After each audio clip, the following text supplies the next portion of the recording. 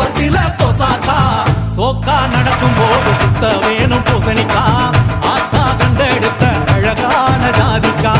புளிப்பா புளியங்க அவ புடவ கட்டுன வெள்ளரிக்கா